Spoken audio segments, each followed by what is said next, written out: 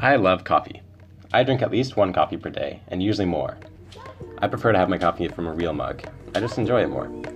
But recently I noticed that nearly all coffees sold in cafes are served in paper cups. Even though cafes almost always have mugs to drink in-store, and travel mugs can be bought at any grocery store or cafe.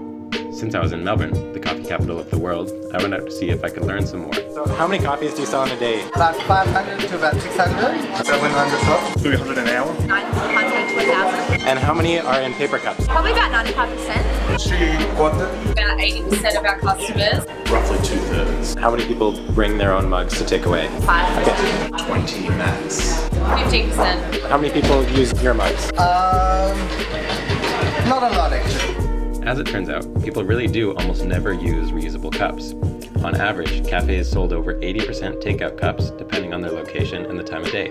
Some, especially large corporate chains, sell exclusively paper cups. There are about 5,000 cafes in Melbourne alone.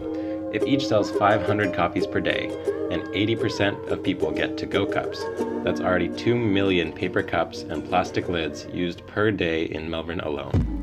Now I know what you're thinking. Many of these cups will be recycled, right? Well, when I walked around the city, this is what I found.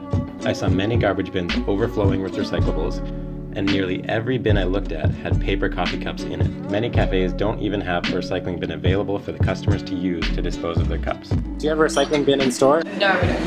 We don't. Not like in store. Not necessarily accessible to customers. You may have even done this yourself, right? Sometimes it's not clear whether something is recyclable or not. The truth is that a large portion of these 2 million cups will end up in the garbage or on the street. The worst part, though, is that we think we need them in the first place. We don't use travel mugs because the impacts on our life of carrying it around and washing it every day is, in our minds, larger than the impact of the disposable cups on our planet. We are wrong. These few seconds per day, when applied to a whole population, have a greater impact than we realize. We live in a society where everything is disposable. Everything is replaceable.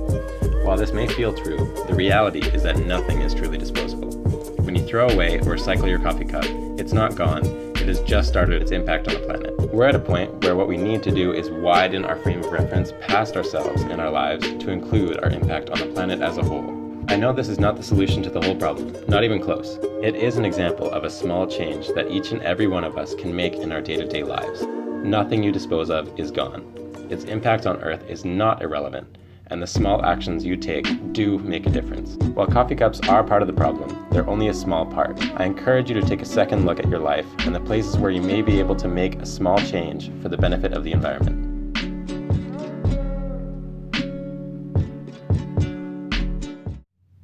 Hope you enjoyed the video. If you did, please make sure to like the video and follow my pages that are in the description. I upload new videos every day. Thanks for watching.